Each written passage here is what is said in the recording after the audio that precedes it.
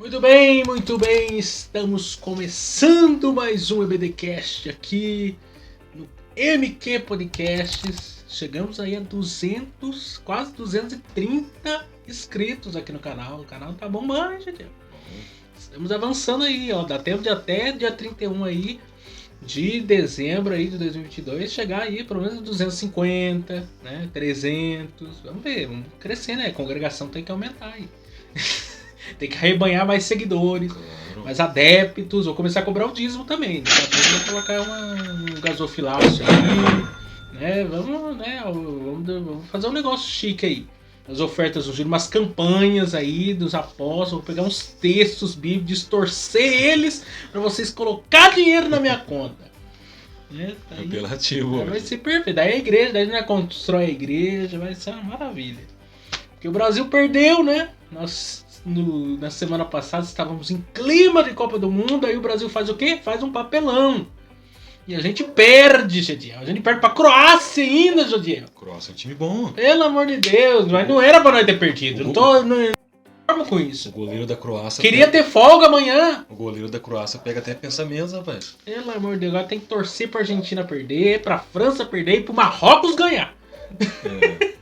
Porque eu quero que os meus amigos africanos ganhem essa parada aí.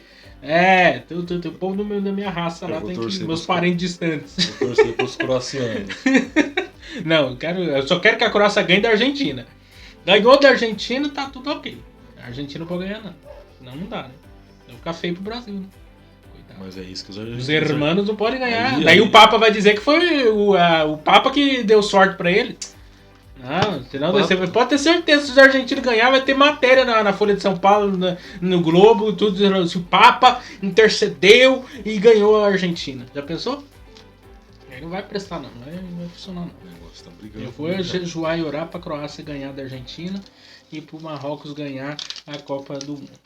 Que o Marrocos conseguiu tirar Portugal com o Cristiano Ronaldo e tudo. Então, né, tem que torcer pra eles ganhar da França também. Aí, gente, hoje, né, depois desse quebra-gelo, tem que ter um quebra-gelo. Eu vejo uns canais aí de um povo aí que faz assuntos de escola dominical, outros temas, e uns irmãos muito, como que é o nome daquilo? Metódico, muito tradicional demais. Não, vamos quebrar o gelo, né? Nós não estamos no canal da concorrência. Que outro dia tem uns comentários afiados de um povo aí que estão chamando nós de desconvertidos. Nós é a terra seca agora. Os apoiadores da nossa amiga lá, eles não gostam de nós não. Eles estão revoltados com a gente. Mas fazer o que, né? Mas hoje nós vamos falar sobre imersos no espírito nos últimos dias. Eu falei pra você, eu encontrei a lanchonete do Anjo lá no Guaratinguetá, o Hashi. O Hashi? O Hashi. Ai, senhores, nós vamos falar sobre esse tema aí, vamos falar sobre um texto conhecido de Ezequiel, né? Mas talvez pouco pregado, mas conhecido. Né? Texto do Rio lá, etc. Então, eu quero que vocês já aí se inscrevam aí no canal, deixem aí o joinha de vocês, compartilhem aí para que nós consigamos aí avançar. Estamos caminhando aí para o final do ano aí. Hoje é a penúltima aula aí, né? Por que você não arruma um chapéu de Papai Noel? Tem que arrumar, legal, na próxima lição, que vai ser, deixa eu ver que dia que vai ser. Vai ser nós vamos postar na sexta, né? Vai ser dia 23, né? Não pode gravar antes? Não, a próxima, que é a 13, vai ser lançada na sexta-feira, dia 23, sim, né? Daí a gente vai aí eu vou arrumar a touca de Papai Noel pro Jadiel.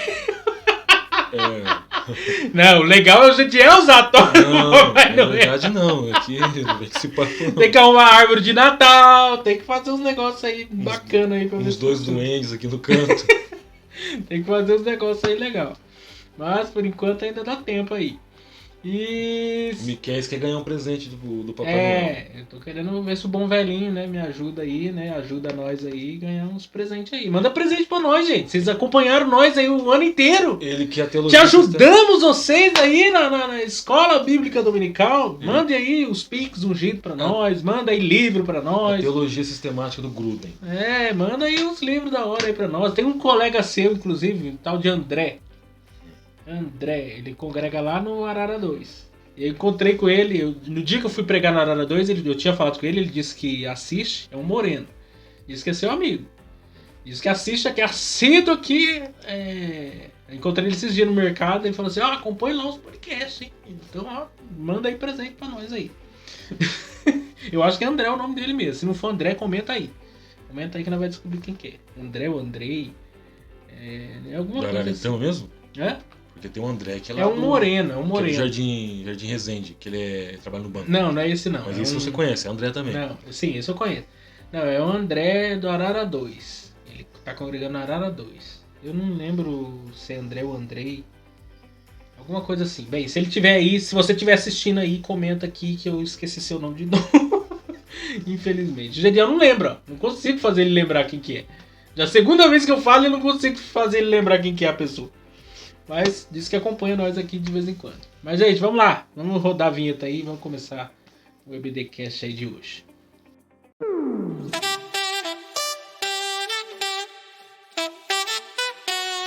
Muito bem, vamos então começar aí. O tema imersos, espírito dos últimos dias. E aí? Sim. 500 graus de furo, fogo santo poder. Vulcão. Labareda, canela de fogo. Lavas incandescentes. Ai, senhor, hoje é Mas dia dos pentecostais. Essa aula é bem penteca. Mas pra vocês aí, que pode ser que não haja um pentecostal assistindo, o gelo também queima. E queima mesmo, hein? Isso é comprovado. Eu acho que esse canal ele é mesclado. É uma mistura de assembleiro com batista presbiteriano, metodista. Congregacional. É não tudo junto. É uma mistura aqui nesse canal. É um canal interdenominacional. As lições são da CPAD, mas eu acho que o público não é bem da CPAD tanto assim, não. O textório diz, João 7,38, crê em mim, como diz a Escritura, rios de água viva correrão do seu ventre. Texto muito importante lá. O Evangelho de João deveria ter uma lição só sobre o Evangelho de João. É a carta para a igreja. Porque na verdade, o Evangelho de João é para a igreja. É riquíssimo. Começar a se pegar ali do capítulo 14 até o fim, dar mensagem pro ano inteiro. Falar do Espírito Só o Santo. capítulo 3 ali, que é o encontro de Jesus com Novo Nicodemo, Nascimento. ali você vai... Se você expor versículo por versículo, esquece. Não, eu achei interessante João, porque você pega lá, Lázaro, só tem em João o relato de Lázaro. Capítulo 11. E é enorme o relato, é enorme. Cheio de detalhes, cheio de coisas, só tem lá.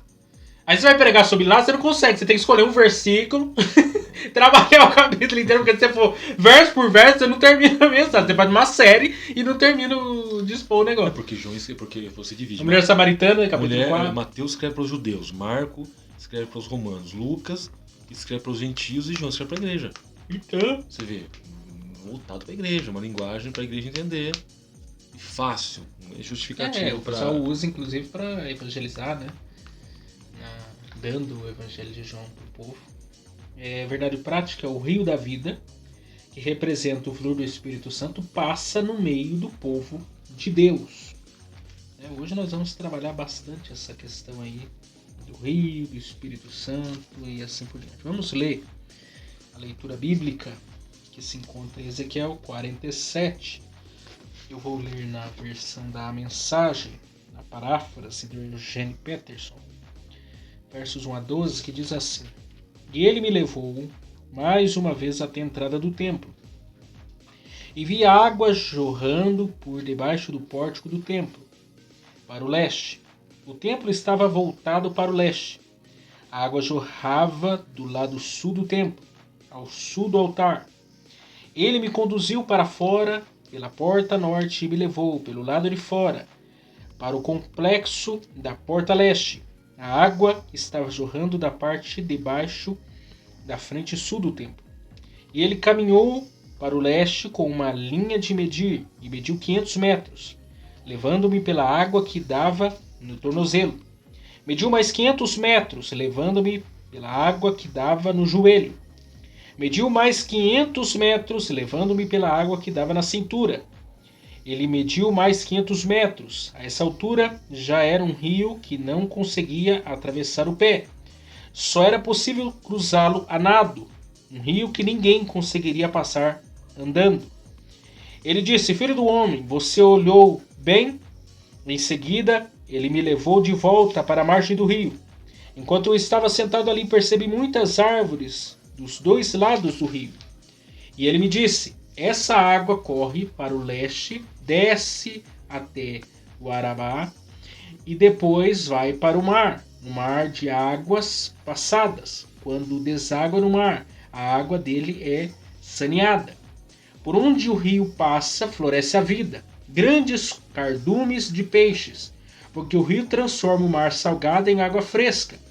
Por onde o rio passa, a vida é abundante. Os pescadores ficarão ombro a ombro ao longo da margem deste Engedi até Englaim, lançando suas redes. O mar vai fervilhar com peixes de toda espécie, como no mar Mediterrâneo. Os charcos e pântanos não serão saneados, permanecerão salgados. Mas o próprio rio, em ambas as margens, produziu frutos de todas as espécies. As folhas não murcharão e os frutos não falharão. Todos os meses produzirão frutos frescos, porque o rio do santuário flui para elas. Seus frutos servirão de comida e suas folhas de remédio. Profundo, hein? Porque tem uma questão ligada com essa passagem, referente às bolanes. As bolanes do Mar Morto. Inclusive tem até o Enéas Tonini, se não me falha a memória. Ele faz um vídeo, tem um vídeo dele no YouTube. Das bolanes do Mar Morto. Que do nada, assim, estoura aqueles poços de água puras, de água cristalina. Justamente no local que é o Mar Morto. Inclusive, você pode se jogar lá que você não afunda. Sim. Por causa da densidade do sal. É porque é um rio muito salgado. Recebe, mas ele não tem saída, né? Ele então, só evapora, só tende a evaporar. Ele, até na lição acho que vai ser falado sobre isso, mas o que, por exemplo, no mar tem 3%, ela tem 50%. Ela tem 30%, ela tem, tipo, é uma quantidade excessiva. Inclusive não dá nem pra andar descalço na areia da praia. Você tem que andar com um certo tipo de sapato que o próprio sal ele consome. Desidrata. É muito sal. Aí em contato com a pele não dá. Você tem que andar com um certo calçado especial pra você não... Resumindo, anda de botina. Não, mas é verdade. Mas não tô o professor não. Wellington foi lá e ele falou isso, que eles recomendam você comprar um certo tipo de sapato pra você andar na margem do rio. Por causa do sal lá ser Exatamente. Terrível.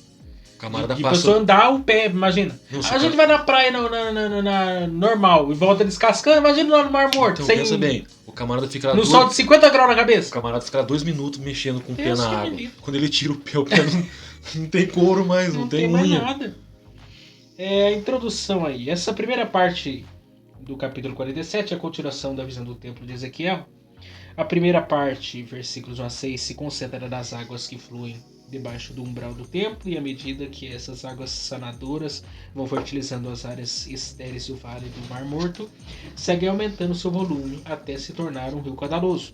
A segunda parte, versículos 7 a 12, descreve o efeito milagroso dessas águas, trazendo vida ao Mar Morto e a toda a região do Arabá.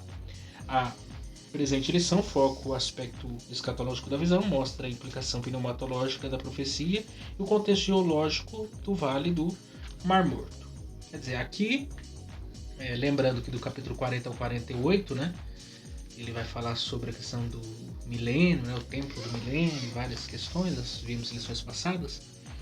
E aqui tem um aspecto escatológico que tem a ver com Ezequiel 37 também, né, tem carne, tem nervos, tem tudo, mas faltava o espírito, né? Aí Deus pergunta para Ezequiel: pode desses ossos tornar a vida? E aqui é um outro cenário bem complexo, porque você pega aqui o exemplo do rio, né? Imagina, o rio, o Mar Morto no caso, tornar-se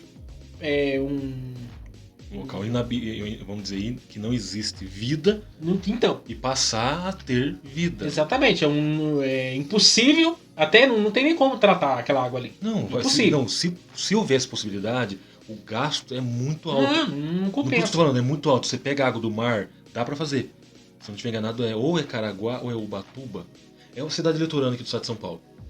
Tem um hotel, se não estiver enganado, que a água é tirada do mar. Então você faz o tratamento, porque se é 3% de sal no mar, você faz o tratamento, pronto, você tem uma água pura, não tão pura quanto a água de uma cisterna, de uma cacimba, praias de que uma... usam a água do mar aqueles chuveiros, né? Que na então, orla do mar. exatamente.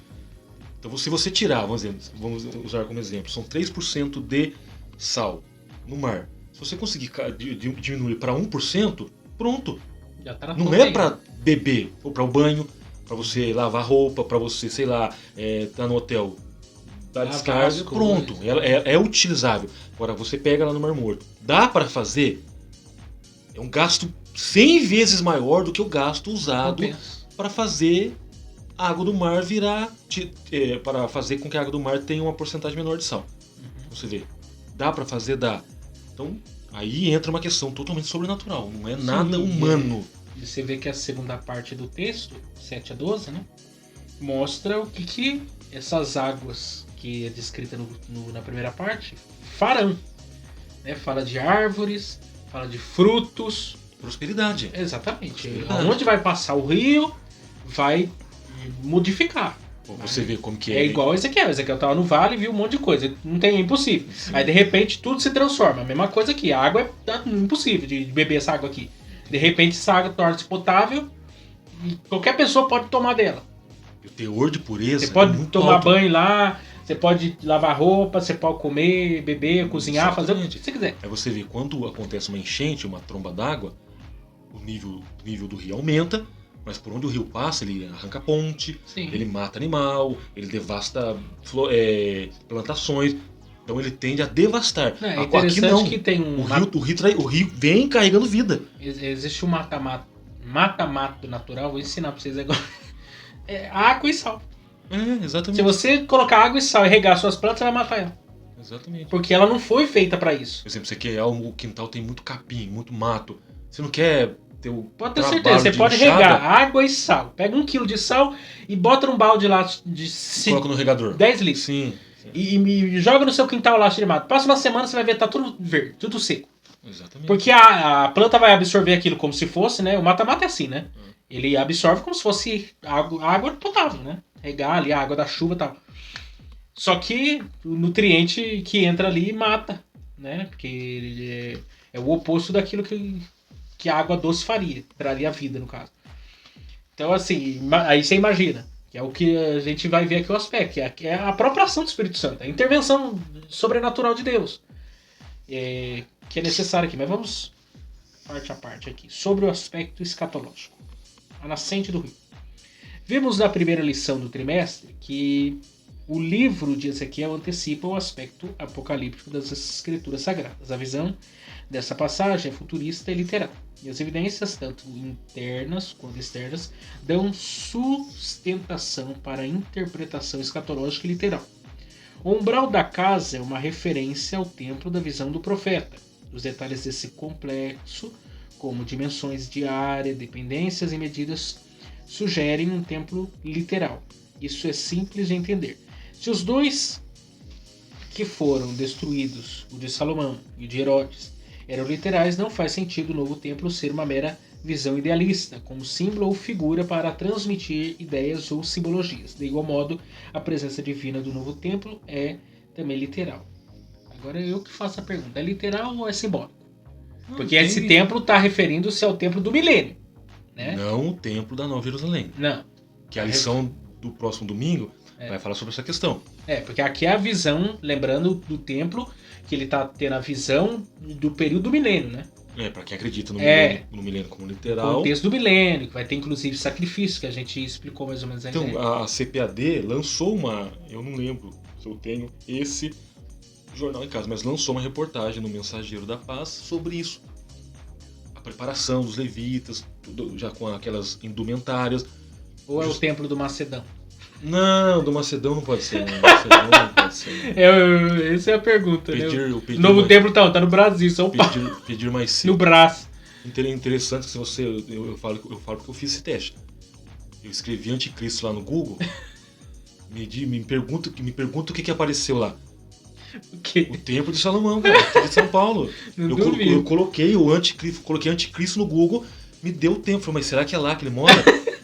Mora, parte da cobertura. Então, mas será que lá que ele mora? O indivíduo mora no Brasil e que ninguém sabe? Mas não, é só uma brincadeira, viu? Não é o templo. O novo templo não é o templo do Universal. Não é o templo do Pedir Mais Cedo. Não é o dele. Mas um dia eu quero ir lá pra ver. Não, é chique, são 10 mil chique, lugares. né? 10 mil lugares. Pra cada uma lugar. Atração turística de respeito pra se ver. Então você vê, pra cada lugar tem uma luminária. Se eu sento aqui, tem uma luminária em cima de mim. Se eu saio, ela parece que apaga. Ela só acende quando tem alguém. Então são 10 mil assentos.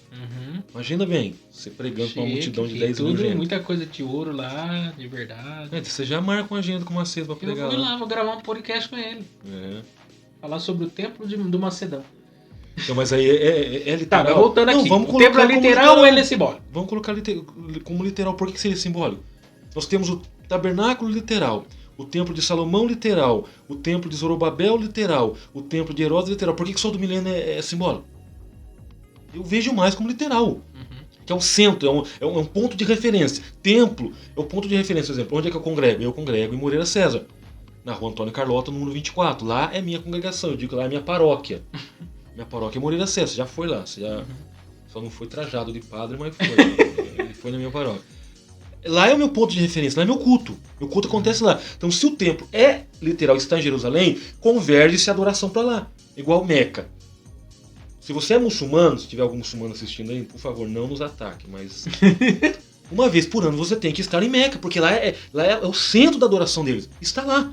Pode ver, eles estão na Dutra. Qualquer parte do mundo. Deu a hora de prestar a oração, eles param o carro, colocam o tapete no chão e voltam o rosto para lá. Porque lá é o centro, é para lá. Igual você pega Daniel. Daniel está orando 3 vezes ao dia. Para as bandas de Jerusalém. Porque ele identifica, o templo fica lá, então eu volto para lá.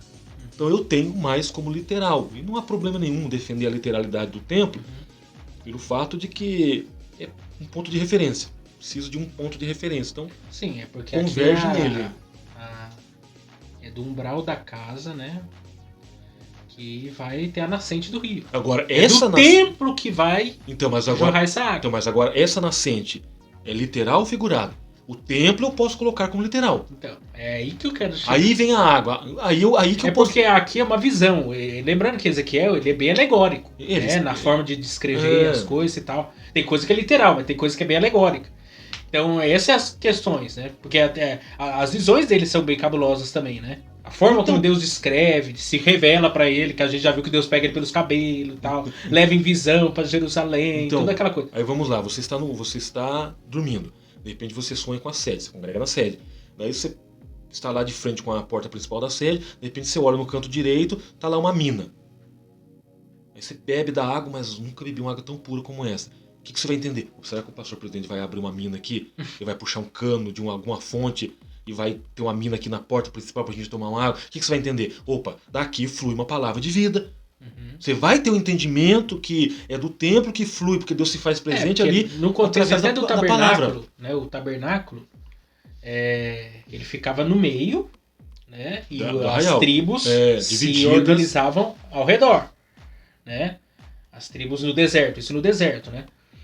E mostrando a centralidade, né, da vida espiritual deles ao próprio Deus. Era pedagógico também, né? O templo depois e tudo mais. E aqui mostrando que a nascente começa do templo, né? E isso vai tomar conta de todo, pelo que a gente vai observar da visão, vai tomar conta de todo o país, né? Vai jorrar essa água, vai juntar com outras águas, vai trazendo vida onde as águas forem jorrando, quando é uma mina mesmo, né? Sim. Uma nascente, o texto lá tem um salmo, né, que fala lá das águas, né? Do Hermon. Como orvalhos do Hermon que desce. E faz lá a figura de uma nascente que vai até lá. Então, assim, é a mesma coisa aqui. A ideia é essa. Tem uma origem e aonde passa aquilo ali vai tomando conta. Porque vai tendo uma transformação. Se você lembrar, tenta ver depois. Na verdade, isso é bem profético, né? Então, se de fato nós cremos que a igreja, no caso, porque nós cristãos, né, o cristão em si, o templo para nós, ele não tem a mesma conotação para um judeu, talvez, para um, como é o nome daquilo? Muçulmano.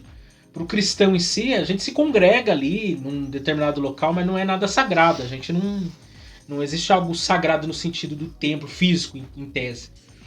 Porque até o começo da igreja não foi assim, não tinha templo, não tinha nada. O povo se reunia nas catatumbas, nas casas, etc. Depois, com Constantino para frente, que a igreja, tornando-se religião oficial, vai surgir os templos, né, de fato, né? Mas em si, o cristianismo em si não está apegado tanto a templo. Mas a ideia, né, o sentido da coisa é que a igreja, o templo, é uma fonte. Ali tem ali tem a nascente de que dali você pode impactar uma cidade, um país, e do que vai acontecer ali vai fluir vida, vai trazer vida. Então, ou a tendência é essa. Se você lembrar, tenta ver na questão geográfica a distância do templo onde vai ser construído para o Mar Morto. Quantos metros ou quilômetros são? Dá para ter uma noção. Agora, se o templo é literal, a água que emana do templo, ela é literal, de fato vai ter lá, o templo está sendo construído, do nada começa a brotar água, e a água começa a correr até achar o Mar Morto. Aí chega no Mar Morto, começa a haver mudança. Que essas bolanes já estão acontecendo no Mar Morto, e ainda não tem templo. E aí, como é que eu entendo agora? Eu não consigo ver literalmente a visão assim, da água literal aqui. É uma ciência simbólica. Por isso que eu tô perguntando. Eu entendo como simbólico, porque ele está falando numa visão profética, escatológica, sobre a questão do próprio Espírito Santo. Da ação do Espírito Santo, né, que vai transformar. Ele não está preocupado com a terra em si, com o Mar Morto em si. Está preocupado com o impacto disso. Ele está usando exemplos da natureza para falar de coisas espirituais. Que é o caso do povo da nação de Israel aqui. É um povo que foi levado a cativeiro, chegou ao estado de serem ossos sequíssimos, né? Sem vida, sem nada, e de repente vai haver um mover do Espírito Santo. Salvação, de conversão, de libertação, transformação e restauração completa. Né? Porque essa parte final de Ezequiel mostra a restauração do povo de Deus como um só povo, né? Tanto o povo de Judá como de Israel. E em Cristo, a igreja, né? O império indestrutível, né? A igreja é indestrutível. Ela está aí avançando por meio do quê? Pelo próprio Espírito que foi derramado sobre nós, sobre toda a carne. Né? E essa é a ideia que eu entendo aqui de águas. Nesse vídeo que eu falei para você, tem até no YouTube, já estão acontecendo as bolanes do Mar Morto. Já estão acontecendo, está do nada, estoura e brota água pura. Pode ver, a água está lá, mas não tem templo. Não tem templo ainda. Então, mas aí nós entendemos que já é uma ação do próprio Deus. No caso, o Espírito Santo ele é Deus, então é uma ação do próprio Deus. Assim, é o que eu falei, dá para entender o templo como literal, mas a água que flui, é aquilo que eu falei, de repente eles estão construindo o templo, literal, aí olham para um canto, começa a brotar água. Aí a água começa a correr, passa pelas vias, pelas vielas, pelos vilarejos e acha o mar. Aí começa a chegar no mar, começa a haver uma mutação. Mas já está acontecendo no Mar Morto, as bolanes do Mar Morto. Inclusive tem parte lá que eles não permitem entrar por causa disso, porque é do nada. É como se você estivesse caminhando, daqui a pouco abre aquela cratera e água pura. E os cientistas parece que já fizeram uma pesquisa com a água, é uma água puríssima. Pensa bem, água salgada, impossível de beber. Do lado de cá, uma água pura que pode ser bebida. Quem é que está gerando essa ação? Só pode ser Deus. Não é coisa do acaso, é ação sobrenatural. Guia Celestial. Um personagem que aparece desde o início da visão do Novo Templo, um homem cuja aparência era como a aparência do cobre, tendo um cordel de linho na mão e uma cana de medir. Continua como Cicerone nesse passeio. Esse anjo fez Ezequiel sair pelo portão do norte, dessa forma, contornar o templo no sentido horário em direção ao oriente. Isso porque a porta oriental estava fechada. Essa porta estará fechada e não se abrirá, ninguém entrará por ela, porque o Senhor Deus de Israel entrou por ela e por isso estará fechada. No período dos 2 templos, essa porta nunca esteve trancada e isso revela o caráter escatológico da visão. Aqui na passagem que nós lemos, tem o profeta é acompanhado aí pelo anjo, né, que vai medir. Porque é a questão, a água tem uma nascente que vai virar um rio e ele vai fazendo ele entrar nesse rio para ver a profundidade que o negócio vai, a proporção que o negócio vai tomar. E aí, primeiro água no tornozelo, depois no joelho, na cintura, no pescoço, depois tem que nadar, o rio ficou imerso no rio. A coisa tomou outras proporções. Que isso mostra o impacto, né, da ação do Espírito Santo que vai haver. Né? Não vai ser uma coisa rasa. Vai começar no raso, mas você vai aprofundando o negócio, vai tomar proporções gigantescas. Na verdade, isso é muito interessante, né? Porque alguém pode perguntar assim, como eu faço para ser cheio do Espírito Santo? Essa é uma pergunta. Se é um rio, se a ideia que o texto está nos mostrando é como se você estivesse entrando num rio, isso vai dependendo onde você está nesse rio. Você está na margem? Ou você está lá no meio dele? E a questão de ser cheio, era a pergunta que eu ia fazer. Como alguém pode ser cheio de alguém, que vamos colocar esse alguém não desprezando mais a palavra alguém, como alguém pode ser cheio de Deus? É a mesma coisa, essa caneca aqui, vamos dizer que ela cabe 200 ml de água. Eu coloquei 200 ml de água, pronto, ela está cheia. Uhum. Não tem como eu colocar 2 litros de água aqui nela. Se o ser humano é limitado, se o ser humano é finito, se o ser humano é mortal, como é que ele pode ser cheio de algo que é infinito? Como algo infinito consegue preencher algo que é finito? A tendência é, se eu pegar uma bexiga, que tem capacidade para 1 litro de água, e colocar ela debaixo da torneira, 1,5 litro, 2, 3, quando dá 3,5 ela estoura. Por quê? Não capacita. Ela não tem capacidade para aguentar. Como é que um ser humano consegue ser cheio de algo que é infinito? Como é que algo infinito consegue estar dentro de uma coisa que tem limite? Tem uma frase que o Hernandes fala, ele diz o seguinte, que na eternidade a gente vai passar toda a eternidade, porque tem o texto do Evangelho de João que fala sobre conhecer a Deus, a gente vai passar toda a eternidade e não vai ter esgotado o conhecimento a respeito de Deus. Nós não vamos esgotar Deus. Deus é inesgotável, ele é uma fonte... Não tem como. É a mesma coisa. Eu já Você vai passar 1 bilhão de anos, você vai estar aprendendo de Deus. Então, eu já pensei nisso. É a mesma coisa. Você pega uma partícula, vamos dizer, uma micropartícula, tamanho de uma... menor do que uma ponta de uma agulha. Dessa micropartícula, você vai tirar mais uma micropartícula. Uhum. Você vai tirar mais uma micropartícula, mais uma micropartícula. Isso é só uma micropartícula. Tem 1 trilhão. Você conheceu 1 trilhão de Deus, 1 trilhão de conhecimentos referentes a Deus. Você pensa, esgotei Deus. Isso aí é metade da partícula que você pensava que era inteira.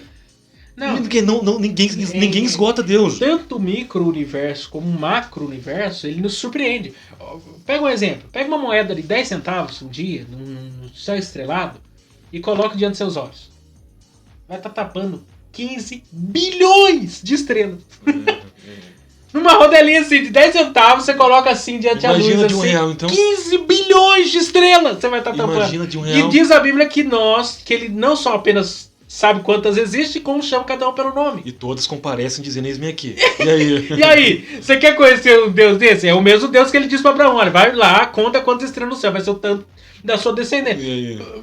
Você tá entendendo? Ninguém esgota Deus. É inesgotável. Então, assim, o sentido, e aí é que isso faz sentido. Nós somos limitados. Deus não. Não. A fonte para qual nós estamos mergulhando, você vai nadar. Porque... Sabe qual que é o ponto interessante nisso? Hoje nós temos uma mentalidade de um corpo não transformado. A partir do momento que eu tiver o corpo transformado, a minha mentalidade ela tende a ser transformada. Sim. Então a minha percepção sobre Deus é muito mais aguçada. E isso não significa que por ter uma mente aguçada, com uma percepção maior, eu consigo esgotar Deus. Não. Deus vai dizer para mim, você não sabe nada ainda, camarada. Olha para Jó. Você está começando agora. Olha lá para Jó e fala assim, eu conhecia, te ouvi falar. Agora eu sei quem tu és. Quem teve maior experiência de vida do que Jó pra falar a respeito de Deus? Tem até um salmo que fala quão terrível tu és. A ideia de terrível, ele Não, não é um Deus é terrível. Moisés que escreve. Que é amedrontador. É um Deus terrível de. O senhor é demais, o senhor excede. Calbart chama Deus. Calbart chama Deus. Calbart se refere a Deus como outro. É o que transcende tudo. Não, mas é o Moisés, no Salmo 90. E lembrando que Moisés começou o ministério com 80 anos. Aí ele fala assim, mas a vida é 70, 80, 90 passaria sem falta de câncer. O cara começou a ter experiência com Deus na hora de aposentar.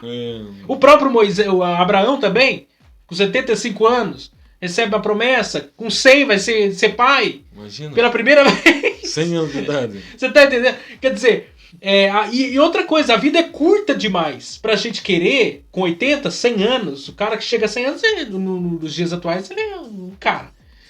Mas imagina, mesmo assim, pergunta pro cara de 100 anos se ele conhece a Deus. Não, se ele esgotou o seu conhecimento a respeito então, de vamos Deus. lá. O que Oséias fala? Capítulo 6, versículo 3. Conheçamos, vírgula, e prossigamos em conhecer. A ideia é, você conhece, vírgula, você ainda não sabe nada. Continua conhecendo. Não tem essa. Ninguém Se esgota. você viver 300 anos, 1000 anos, como Matusalém, 900 e tantos. 969. Imagina! Quase 1000 anos, um milênio. Não. Se você perguntar pra Matusalém se ele conheceu a Ele vai Deus o dizer, eu conheço a suficiente... Deus 1%. Ele vai dizer, eu conheço a Deus Conhece 1%. nada. É a mesma coisa, você pega George Miller, no tocante à palavra. Ele leu a Bíblia mais de 150 vezes.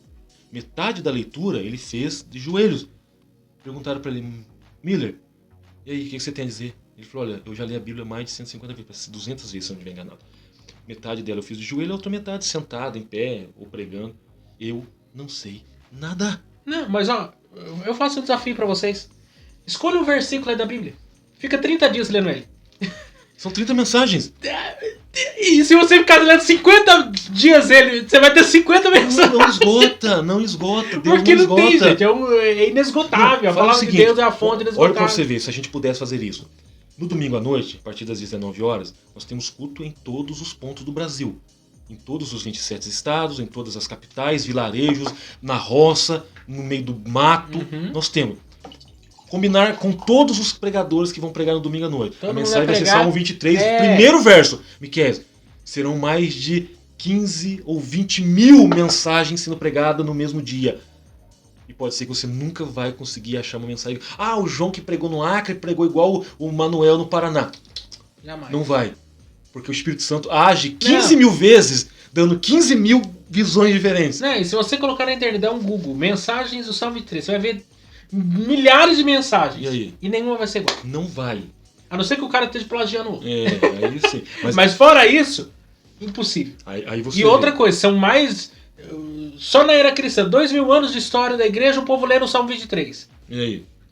São 2000 anos de pessoas diferentes, de épocas diferentes, lendo o mesmo texto, pregando mensagem diferente. E aí? Ninguém esgota Deus. Então, Deus eu é vejo nesse inesgotável. sentido como... Deus é essa fonte inesgotável. Se você mergulhar, você vai ser saciado. Vamos porque... lá, você já foi na praia. Já. Então, não há pecado nenhum ir na praia. Inclusive diziam que a praia do diabo, mentira, que o diabo não fez praia nenhuma. Quem Deus fez a praia foi Deus. Então é do E Deus, Jesus gostava da praia, gostava de pregar na praia. Então, ele era litorâneo. Se tivesse nos dias atuais, ele ia estar lá em Ubatuba nesse calorzão falando de... Lá em Ilha Bela. do reino de na Deus. balsa pra de São Sebastião pra Ilha Bela. Copacabana. Você vê, eu vou na praia. Eu acho lá uma concha, de vez em quando eu acho um ouriço que espeta o pé, acho uma água viva, uns peixinhos, como já fiz isso na Ilha Bela, tem uma ilha chamada Ilha das Cabras, que da margem lá deve dar uns 100 metros, mais ou menos. Então chega uma hora que você vê mesmo, você vê os peixinhos nitidamente. Pronto.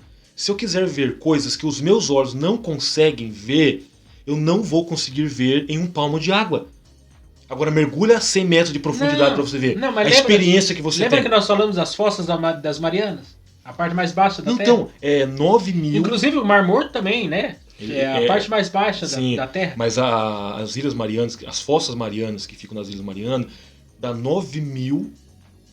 Acho que 9 não, é mais. Não, é 9 mil. O Monte Everest tem 8 mil. Então, mas exatamente... Ele é maior, é mais fundo... quer dizer, não, seria exatamente. no caso mais alto do que o Monte Everest. Então, as Fossas Marianas são 9 mil, quase 10 mil quilômetros. Sim. Se você pegar o Everest e colocar, ainda fica faltando um pedaço. Inclusive existem espécies de peixes que não foram catalogadas até hoje lá porque só se reproduz naquela profundidade. Aí vem a questão. Parece que só 3 pessoas conseguiram chegar lá embaixo. Aí vem a questão, a pressão é muito forte. Aí Sim. vem, se você quiser ver mistérios no fundo, melhor, se você quiser ver mistérios no mar, você não vai ver em um palmo d'água. Não. Agora mergulhe pra você ver. Você vai ver coisas que você nunca viu em um palmo de água. Aí alguém pergunta, como que é ser cheio do Espírito Santo? Então, se você ficar no raso, divide. A internet aqui é um material importante pra nós, mas só ouvir a gente aqui falar não adianta. Só ir lá na igreja também não adianta. Você tem que orar, você tem que ler a Bíblia, você tem que ter suas experiências com Deus, você tem que passar pelas provações da vida, porque a tribulação produz, e etc. Aí você vai mergulhar nesse rio. Agora tem gente que não quer. A vida inteira no raso, a vida inteira no leitinho, a vida inteira na vida espiritual sem sentido. Não dá. É uma fonte inesgotável. Você vai passar a vida inteira sem ter experiências reais com Deus? Essa é a pergunta. Vamos nos aceitar a ser um crente medíocre? Eu fiz uma série aqui no canal, né? Vivendo acima da mediocridade. Será que a gente vai aceitar essa mediocridade espiritual a vida inteira? Você pega os grandes homens de Deus, Martin Lutero, John Wesley, John Calvino, o próprio George Miller, tantos outros. Homens de oração, homens que se debruçavam na palavra de Deus, sabe, pregavam o evangelho, fazia a obra de Deus, se movia por alguma coisa. Hoje o povo não quer nada. É a vida inteira fazendo a mesma coisa. É aquela coisa sem sal, sem açúcar, aquela vida medíocre, que passa pela vida sem ter reais, sem ter um impacto. É como se não tivesse, sabe, sentido. Tem uma mensagem do Jonathan Edwards, tem aqui no canal inclusive. A preciosidade do tempo. E ele, nessa mensagem falando sobre o tempo, ele mostra quão sério é você administrar o tempo. Uma coisa que às vezes a gente, né, leva na brincadeira, mas o apóstolo Paulo diz, remindo o tempo, porque os dias são maus. Administre seu tempo, porque você tem pouco tempo. Aí, como que você vai aprofundar se você nem administra o tempo? Se a gente pegar o tempo que a gente gasta nas redes sociais, o tempo que a gente gasta fazendo tantas outras coisas, aí o cara fala assim, não tive tempo de orar essa semana, não tive tempo de ler a Bíblia, não tive tempo de não sei o quê. Como que você não teve tempo? Não, você não priorizou isso. E aí fica a vida inteira nessa vida rasa espiritual. Não tem como, tem que mergulhar no rio. Os novos frutos. A linguagem dessa passagem é apocalíptica, escatológica, e tem paralelo com o livro de Apocalipse. A visão de Ezequiel em relação a toda sorte de árvore que dá fruto para se comer nos seus meses produzirá frutos novos. Se refere ao milênio e do apóstolo João, mundo vindouro, a eternidade. Mas ambos os textos serão literais. O novo céu e a nova terra, não existe mar. Milênio é distinto do mundo vindouro.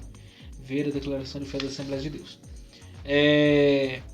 Fruto é vida, fruto exatamente, é a parte final do texto lá, né? Aonde as águas vão chegar, por exemplo, o Mar Morto vai se tornar água potável. Vai haver, fala de árvores, fala de frutos. Vai ser um negócio maravilhoso. Onde a água regar essa terra aí, ainda tem o texto lá de Jó, né? A árvore cortada, ao cheiro das águas brotará. Ainda que esteja só o tronco lá, secou e esturricou. Mas se encontrar água lá, ela brota de novo. Você vê a utilidade da água. Se você planta e não tem água, a tendência da planta é morrer. Sim, e as raízes, é curioso isso, né? A raiz ela procura onde tem água. Exatamente. Então, por que isso é interessante? Porque você pega, eu esqueci o nome, mas existe uma árvore. É como se fosse um cacto, mas não é um cacto, é um outro nome que fala. Que só tem em lugares secos. Tipo o Nordeste, o próprio Israel, partes da África. E esse tipo de coisa, ele só prevalece em lugar muito seco. Porque a raiz dele, ele procura a profundidade onde está a água. Então, pode estar o terreno mais árido possível. Você olha assim, como que aquilo ali tá de pé? Aí se você for cavar ali, se você procurar a profundidade daquela raiz ali, a raiz é 1000 vezes maior do que a árvore. Porque ela está procurando a água que está lá embaixo, lá no solo. Inclusive tem raízes que quebram rochas. A força da árvore é tão grande que ela fende a rocha. É a mesma coisa, você vê, não só a água que é produzida, mas a necessidade da planta em achar água para sua própria sobrevivência. Uhum. Você vê, pega uma caixa. Você faz um furo no canto direito, parte superior no canto direito. Você coloca uma plantinha aqui. Aqui não tem luz. O que ela vai fazer? Ela vai fazer todo o contorno até achar a luz. Porque ela sabe que ela precisa da luz. Então, da mesma forma, vai sobreviver Ela se adapta ao ambiente. Exatamente. Vai sobreviver com palmo de raiz? Não. Pode ver. A valeta pode ser suja. Você passa em fazendas, em cidades, a valeta pode ser suja. Água suja, água podre. Por ser água em si, você olha nas árvores próximas pra você ver, todas estão verdes. Não, mas o Mesmo sendo água o suja. Salmo 1 diz o quê? Bem-aventurado o varão que não anda segundo o conselho dos ímpios, nem se detém os caminhos dos pecadores, nem se assenta a roda dos escarnecedores. Anda, seu prazer na lei do Senhor, medita nela de dia e de noite. Será como árvore plantada à ribeira de água. Porque não tem como. Se você tá à beira da água, vai florescer, vai ter vida. Tem que florescer. Não, isso é curioso, porque veja bem, as árvores, elas se adaptam ao ambiente, como você disse. Se o sol nasce de um lado, pode ter certeza, basta você olhar na rua. Se o sol, na sua casa aí, você coloca se eu colocar aqui atrás é a janela do meu quarto, se eu colocar aqui uma planta aqui, ela vai, a tendência é ela embicar para o lado que o sol nasce. É natural, é dela, ela vai procurar. Inclusive você vê às vezes na rua uma árvore assim, né? Mas por que ela tá assim? Porque a luz fica mais para aquele lado ali. Então ela vai se adaptar àquele ambiente. Aí o camarada não tem essa... A questão da vida espiritual tem muito a ver com isso. Essa percepção. Porque imagina... é muita prova, é muita luta, é muito... Mas você tem que se adaptar. A vida espiritual independe disso, ela transcende isso daí.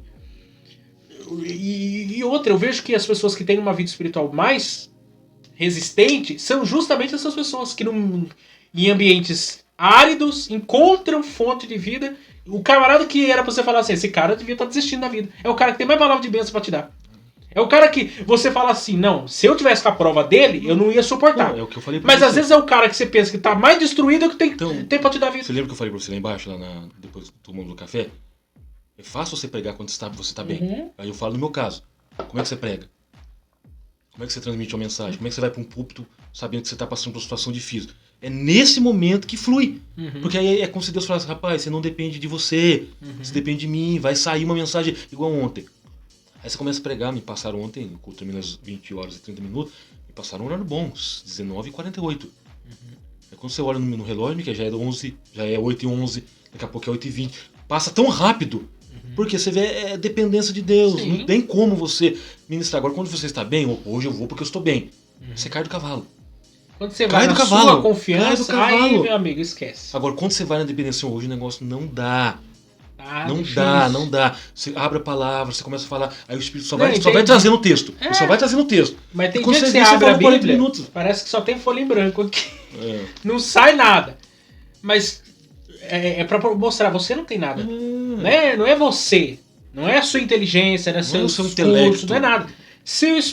O salmista diz, se o Senhor não edificar a casa, em vão vigiar a sentinela. Se Deus não guardar a cidade, em vão vigiar aqueles que aguardam. Se não vier de Deus, se não vier a fonte, vier dele, inclusive no comentário do Hernandes de Efésios lá, né, capítulo 5, não vos embriagueis com vinho, mas enchei-vos do Espírito, ele diz lá, se você pega um crente, um obreiro, embriagado, você faz o quê? Disciplina ele.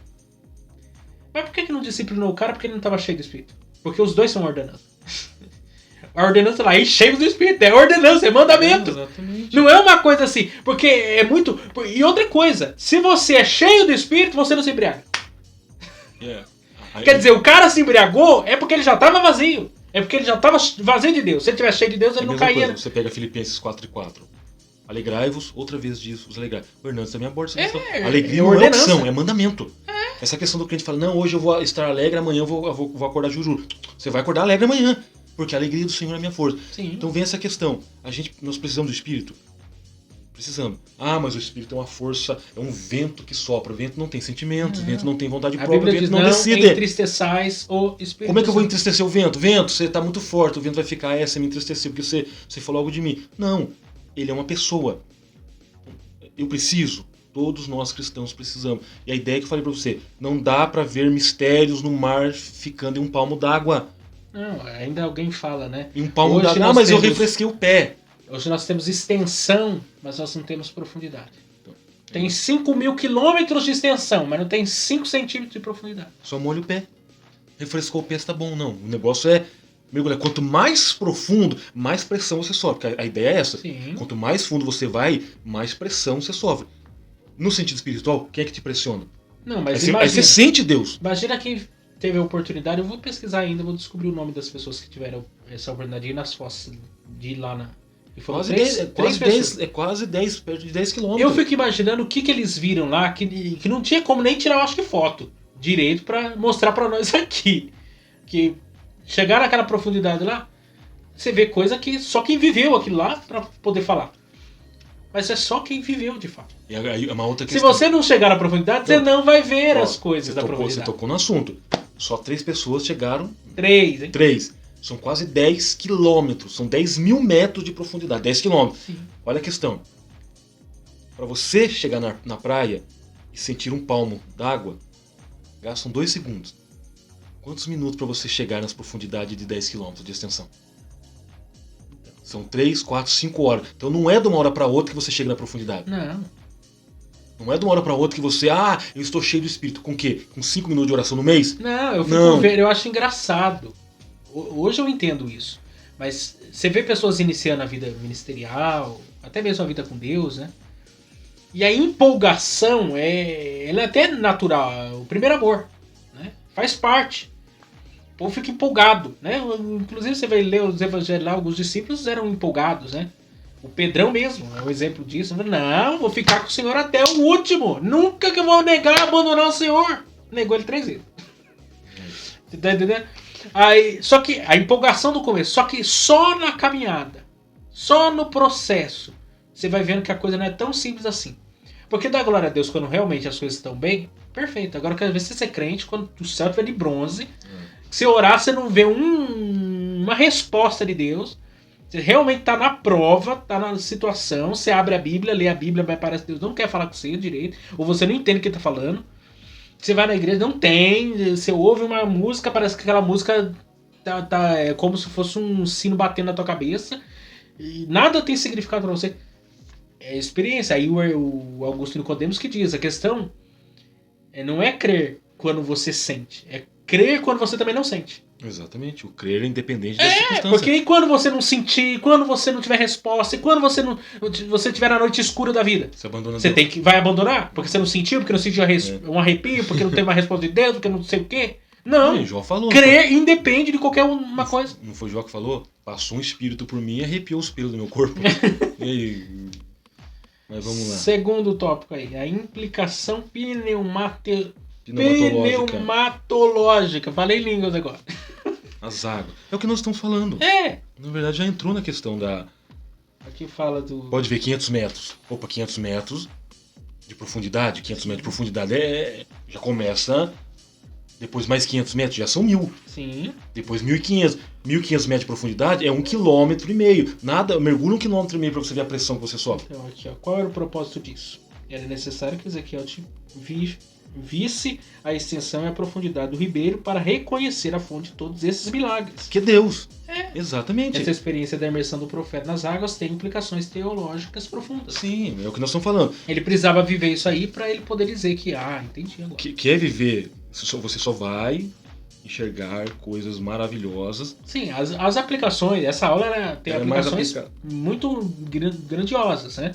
Nada muito difícil sobre essa aula, porque tratar sobre o tema do Espírito Santo, que alguém tem até um livro, né, do Francis Chan, que eu já li, falando sobre o Deus esquecido, né? Porque nós falamos de Deus, falamos de Jesus, é igual o credo apostólico, né? Crê em Deus Pai Todo-Poderoso, Criador dos céus e da terra, tal. Crê em Jesus, nascido da Virgem Maria, do Pôncio Pilatos. Aí chega lá, crê no Espírito Santo. Acabou. Chega na parte do Espírito Santo e ninguém fala mais nada. Só que o Espírito Santo é o Consolador. Nós já falamos aqui, né? Sobre a pericorese lá. É o famoso cirandinha, né? Primeiro Deus do Senhor, depois Jesus e agora o Espírito Santo. Quem está sob a liderança da igreja hoje? Então, você vê, qual é a fala de Jesus? Convém que eu vá para que ele venha. Quando ele vier, ele vos fará saber tudo acerca de mim. Quem que leva a igreja a viver Cristo? Ele. É o Espírito Santo. Quem que leva a igreja a adorar? Ele. Quem que leva a igreja a conhecer mais de Cristo? Ele. tudo converge Atos em Cristo. dos Apóstolos, na verdade, deveria ser Atos do Então, Espírito. Orlando Boy fala isso, Atos do Espírito Santo. Então, como é que eu conheço? Se eu estou vivendo Cristo, é porque eu estou vivendo o Espírito. Quem me leva a conhecer Jesus? Olha o que Jesus falou. Ele vos fará, pode ver, ele se refere à pessoa. Eu, tu, ele. Terceira pessoa do singular. Jesus vai dizer, ele, que é pessoa, vos fará saber tudo acerca de mim. Ele vos fará saber tudo. Quer aprender algo de Jesus? Espírito, me ajuda. Não, e isso ele prova, que envolve a igreja. E isso prova que se você... Não existe... É aquilo que eu falei. O ateu ele pode ler esse livro, achar bonito, legal. O macumbeiro, o feiticeiro, o espírita, Qualquer religião. mas qualquer um pode ler. Se o Espírito Santo não abrir os olhos do cara, ele não entende nada. Porque as coisas do Espírito só os espirituais entendem. É Paulo que diz isso. Eu não vim com palavras de persuasão, eu vim no poder do Espírito. Sim, aí você vê quantas pessoas não aprenderam a ler com a Bíblia. Não, aprenderam a ler. E quantas pessoas não foram tocadas de outras religiões ao pegar esse livro sagrado e começaram a ler, o Espírito Santo foi abrindo a mente. E aí eles falaram, opa, calma aí, agora eu compreendo. Ó, deixa eu ler aqui um texto. Esse texto, muitos usam esse texto para falar do fim dos tempos. Mas esse texto não está falando disso. Esse texto está falando justamente da obra do Espírito Santo sobre a vida do pecador. Eu vou começar a ler do verso 1. 1 Coríntios 2. Eu, irmãos, quando fui ter convosco, anunciando-vos o testemunho de Deus, não fui com sublimidade de palavras ou de sabedoria. Porque nada me propus saber entre vós, senão a Jesus Cristo e este crucificado. E eu estive convosco em fraqueza, em temor, em grande tremor. A minha palavra e a minha pregação não consistiram em palavras persuasivas de sabedoria humana, mas em demonstração do Espírito e de poder. Para que a vossa fé não se apoie em sabedoria dos homens, mas no poder de Deus. Todavia falamos sabedoria entre os perfeitos, não porém a sabedoria deste mundo, nem dos príncipes desse mundo, que se aniquilam. Mas falamos da sabedoria de Deus, oculta em mistérios, o qual Deus ordenou antes dos séculos para a nossa glória. O qual nenhum dos príncipes desse mundo conheceu, porque se o conhecessem, nunca crucificariam o Senhor da glória. Isso prova que o próprio Satanás não sabia como Jesus iria ser entregue aos homens. Mas, como está escrito, as coisas que o olho não viu, e o ouvido não ouviu, e não subiram ao coração do homem, são as que Deus preparou aos que os homens. Isso não está falando do fim dos tempos, está falando da revelação do Espírito Santo de Deus a respeito do Evangelho. Mas Deus não las revelou pelo seu Espírito, porque o Espírito penetra todas as coisas, ainda as profundezas de Deus. Porque qual do homem sabe as coisas do homem, senão o Espírito do homem que nele está? Assim também ninguém sabe as coisas de Deus, senão o Espírito de Deus. Mas nós não recebemos o Espírito do mundo, mas o Espírito que provém de Deus, para que pudéssemos conhecer o que nos é dado gratuitamente por Deus. Só até aqui. Se o Espírito Santo de Deus fala assim, eu vou tirar a escama do olho do Gediel, para ele entender a minha palavra, entender o que isso significa, não faz sentido. É um livro como qualquer outro. Não, vamos lá, Gálatas. Estando vós mortos nos vossos pecados, fostes vivificados. Quem vivifica? A água tem que passar lá. Então vamos lá. Ezequiel 37. Pede pro Espírito. E o Espírito soprou. Se ele soprou, porque ele tem. Sim. Ele é vida. Então você vê, dá para uma igreja viver sem o Espírito Santo? Alguém fala, não, eu não estou dizendo a questão se é pentecostal ou tradicional, não. A questão é igreja, comunidade cristã, que não tem a presença do Espírito Santo, não é igreja, porque fica incompleto. A igreja ela é completa quando se adora a Deus, aí é a figura do Pai, se adora a Deus na figura do Filho e se adora a Deus na figura do Espírito. Adorar a Deus é adorar a Trindade. Não, aqui o Espírito Santo não tem vez. Como é que se prega? Como é que se canta? Aí fica uma mensagem choca, não, uma igreja fica um louvor sem unção, fica um... Vamos direto. Vira um clube. É isso que eu ia falar, vamos direto ao assunto. É mais um clube, porque no clube e tal, e aí, Miquel, como é que vai? Agora é a hora da mensagem. Não, agora eu vou lá, vou tomar uma água gelada, vou curtir, vou jogar uma sinuca. Não tem aquele temor, aquele teor de Deus. Uma igreja sem o Espírito Santo. E eu vejo que esse é o ponto do avivamento. O que nós precisamos? Nós precisamos de métodos mirabolantes, mudar a estratégia, tudo isso pode ser válido, tem coisa que é válida. Só que o que mais nós precisamos e que tem que vir do trono do céu, tem que vir, é o Espírito Santo. Clamar pelo Espírito Santo, vem sobre nós. Faz outra vez. O povo lá reunido lá na casa de Maria, lá, né? No cenáculo. O povo clamando. A promessa é que vai ver o derramamento do Espírito. Vamos orar. Aí interessante que judeu ora de pé e de mãos levantadas pro alto. De repente os caras sentam, né? Tá ali de boa. Aí de repente, porque demora muito tempo de repente de Deus acontecer. Que às vezes de repente que a coisa acontece, mas às vezes você demorou 10 dias, um mês, um ano. Clamando, Senhor, vem Espírito Santo, vem Espírito Santo, vem Espírito Santo. Mas e no de repente acontece, só que às vezes o de repente demora. Só que se a gente não estiver ali buscando de fato a presença do Espírito Santo, a coisa não vai acontecer. Você pode fazer evangelismo, não vai ter salvação de alma. Você pode fazer culto, mas não vai ter cura, não vai ter milagre, não vai ter porta aberta, não vai ter nada. Na verdade, nós estamos falando do Espírito Santo, que é o segundo subponto, e já é o terceiro subponto, que é imersos nas águas. E o que é ser cheio? Aquilo que eu falei, tem como um ser humano ser cheio de Deus? Deus é infinito. Mas o cheio aqui é estar debaixo do domínio do Espírito. É o Espírito que há de exatamente. Eu penso que a questão do ser cheio do Espírito tem a ver com quem está buscando, não com o Espírito em si. Porque é a questão do rio. O rio está ali. Ele é profundo. Ele é imenso. Ele não dá para você medir. A questão é quem está tendo contato com o rio. O cara está na margem, já entrou mais um pouco, está batendo na água no joelho, no lombo, já está nadando. A questão é essa relação. Porque a questão é o nosso relacionamento com Deus. A frase antiga de Assembleia, né? Muita oração, muito poder, pouca oração, pouco poder. Nenhuma oração, nenhum poder. Você quer ser cheio do Espírito Santo? Você tem que ter relacionamento com o Espírito Santo. É intimidade com Deus, não tem outro caminho. Aí como que o cara... Daí eu fico vendo esse povo que arrota uma espiritualidade. O cara é cheio de unção, ele faz cadeira flutuar. Ele... É complicado você ver cadeira flutuando. Aí você vai ver a vida do cara. O cara mente, o cara compra e não paga, o cara tem má fama na sociedade, o cara não lê a Bíblia. E como que ele é cheio do Espírito Santo? Se o Espírito Santo me leva à santificação, se o Espírito Santo me leva a ser parecido com o próprio Cristo, exatamente, que é irrepreensível, que é perfeito. A pregação na Santa Ceia, o pastor Euclides falou sobre isso. O texto lá de Colossenses. Você é cheio do Espírito Santo? Então mortificai as obras que estão sobre a carne. A batalha de carne e espírito é travada. E o espírito tem que prevalecer, porque você é cheio do Espírito. Você é cheio do Espírito e a carne está prevalecendo, como? E o que nós vemos nos evangelhos? Se a carne é fraca, aquilo que é fraco é fácil de ser vencido. Ah, irmão, a carne é fraca. Opa, se ela é fraca é a mesma coisa. Tem 2 leões. Um é alimentado, o outro não. Se eu colocar os dois para brigar, coitado desse. Se ele é fraco, ele não tem como prevalecer sobre o forte. Ah, irmãos, a carne é fraca, por isso que aconteceu. Assim, não dá para entender por esse lado. A Bíblia não tem lugar ao diabo. Então, aí, o segundo subponto é ser cheio, é estar sob domínio. E o terceiro, imerso. Imerso é não viver no raso. Exato. A ideia de não... É o que nós estamos abordando. Por exemplo, o exemplo das fossas nas Ilhas Marianas aborda essa questão.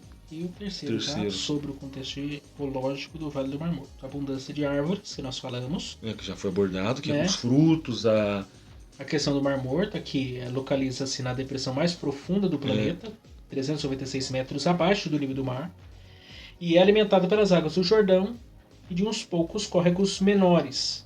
Visto que o lago não possui escoamento natural, suas águas são eliminadas por meio de evaporação. Essas águas possuem uma salinidade incomum que vem desses riachos, fluem através de solos salitrosos alimentados por fontes sulfurosas. Não há vida nessas águas, que contém mais de 30% de sais minerais. Pensa bem. Ao passo que a média dos oceanos é de 3%. Uma fonte de riquezas minerais. Se você conseguisse pescar um peixe direto no Mar Morto, ele já saia salgado, temperado, só pra colocar na panela. Ele já ia ser, como que é aquele que o pessoal salga? Peixe salgado, manjuba. Não, é aquele que eles comem na Semana Santa lá. Bacalhau. Não, bacalhau. Na verdade, bacalhau não é um peixe em si. Bacalhau, você pode transformar bacalhau. Você pode pegar qualquer coisa e transformar ele. Nunca comi bacalhau. Bacalhau. Já ia sair já com um bacalhau já. Já ia sair no temperado, pronto pra comer. Vida no mar. Não tem vida. Se não tem, e vai ter, mas daí é você ação mostra que as águas, né, vão chegar aí e vão fazer, dar fruto, vai tornar-se, né? É a prova da ação sobrenatural do Espírito Santo. E a gente poderia aplicar isso em várias situações. Pega o apóstolo Paulo. Ele era o Mar Morto. Cara, perseguidor, tudo que você possa imaginar. O Espírito Santo entrou. O cara teve um encontro com Jesus tão grande que no outro dia já estava orando, jejuando e já estava até evangelizando. Assim, o que é isso, Espírito Santo?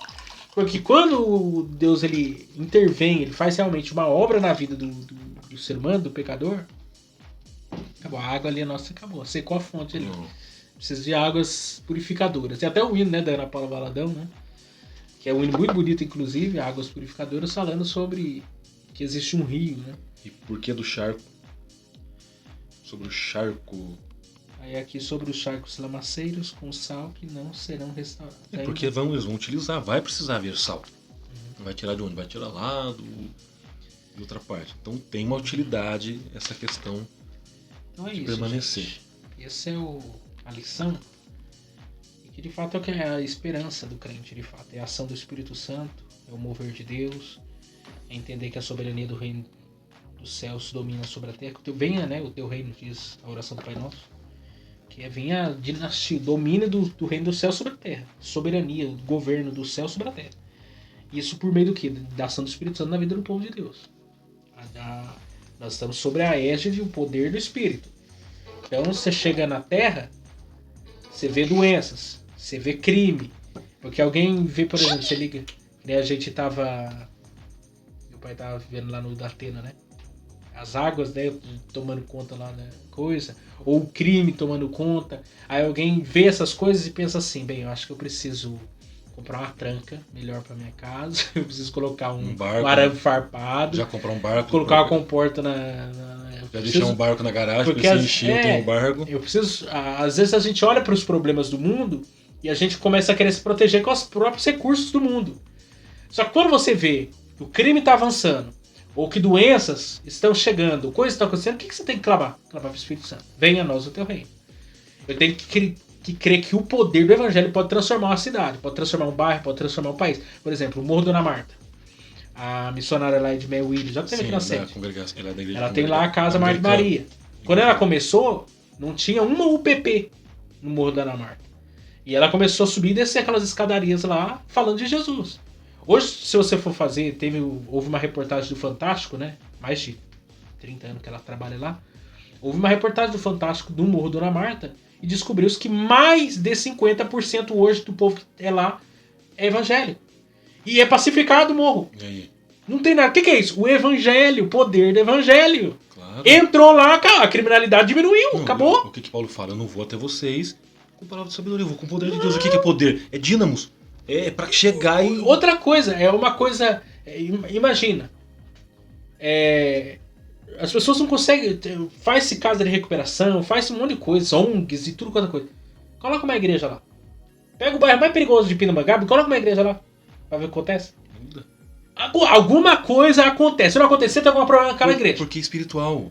Porque exatamente. Uma professora nossa na FUVI, que é psiquiatra, ela trabalhou muitos anos, ela concursada, trabalhava nos presídios, diagnosticando os presos, né? Sim.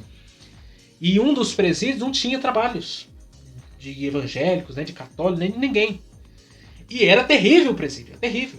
Aí ela tinha contato com pessoas envolvidas com religião, ela falou assim, olha, precisa ter um trabalho lá, porque tem coisa lá que não é a psicologia que resolve. Espiritual? O psicólogo não resolve, é uma questão que a gente não tem controle. Aí você coloca lá um pastor pra pregar, alguém pra evangelizar, cantar um hino, fazer uma... Daqui a pouco muda o negócio. O ambiente muda completamente. Alguém pergunta, o que é isso? Espírito... O ser humano é um ser biopsicossócio espiritual. Se o espírito... Se a área biológica, psicológica, material tiver ok, mas o espiritual tiver com problema, não adianta. Aí você olha o que nós estamos vivendo nesses últimos dias. Alto número de suicídio. Isso é uma pergunta filosófica, inclusive. O suicídio até hoje, o pessoal fica assim, por que uma pessoa tira a própria vida? É inexplicável. Porque o suicídio é antinatural, né? Porque a tendência do ser humano é se autoproteger. Por exemplo, no acidente de carro. Você vai proteger quem? A si mesmo. É o primeiro instinto. Inclusive, o meu professor falava assim, quando eu vou andar com outra pessoa, sobretudo para lugar longe, eu sento atrás do motorista. Porque se acontecer alguma coisa, o primeiro lado que ele vai socorrer é o lado dele. Né? Que do outro lado ele não vai preocupar, ele vai preocupar com o lado dele. Se tiver que salvar alguém, ele vai se salvar. Então quem estiver atrás dele vai, né, de reboque, vai ser ajudado. Aí, o suicídio é antinatural. A pessoa fazer um atentado contra si próprio. Não, eu vi uma palestra de um médico, ele é de São José dos Campos. Ele falou, o suicídio não é uma resposta para uma pessoa que está tentando amenizar a dor da alma. Na ótica dele, a pergunta dele foi essa. O suicídio não é uma uma situação que leva o indivíduo a tirar a própria vida porque o que ele quer é amenizar a dor. Eu falo isso porque, só pra você ver, os meus tios moram em Ilhabela, os irmãos da minha mãe. Então a minha mãe mora em Moreira, minha tia mora em Jacareí, meu tio mora em São José, um outro tio mora aqui no Feital, e agora só tem um em Ilhabela. 3 morreram. E um desses 3, em 2015, morreu como? Sim. Enforcado. Dezembro de 2015, estava em casa, o telefone toca, meu pai, eu preciso te dar uma notícia triste. Seu tio acabou de se enforcar. Então, dentro da minha família, ele morreu no quintal do irmão dele. E aí?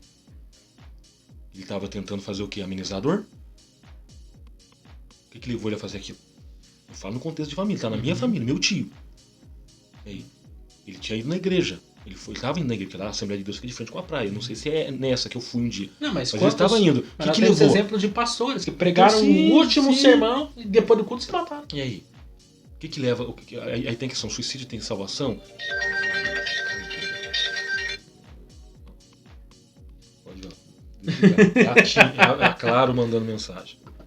Pela madrugada, quer me achar em qualquer lugar. Quer plano, mas não vai, não vou ceder ao plano dele. Não é vivo, tá vivo. Ele quer água viva. Mas aí que questão que é, você vê, o que leva uma pessoa a chegar nesse ponto? Então, quando é pregado o evangelho, chega o evangelho com o poder de Deus, muda totalmente. E eu não sei, eu falo porque eu estudei com ela era da Assembleia de Deus, depois ela passou para uma outra denominação que eu não vou fazer citação do nome, ela congregou no Belenzinho com o pastor José Wellington. E ela veio morar em Campo do Jordão, mora lá no Morro do Elefante, um alto padrão de vida. Eles vivem bem, um alto padrão de vida. E por que ela veio morar pra cá? Porque o filho dela se suicidou. E ela pergunta, até hoje ela passa por esse problema. O que levou meu filho a isso?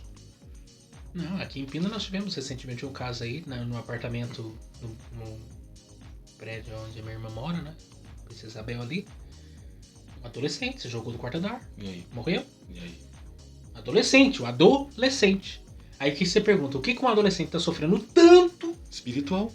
que chega a acontecer uma coisa? Espiritual. Então assim, tem coisas que não tem como. Se o Espírito Santo de Deus não intervir, não tem explicação. Humanamente falando, não tem explicação. É só o Espírito Santo de Deus pode intervir. Então, semana que vem nós vamos fazer o encerramento aí da nossa revista. O Senhor está ali. Última lição dessa revista, que nos deu muito trabalho. E começaremos 2023 falando sobre avivamento. Então, até a semana que vem aí, se Deus assim nos permitir.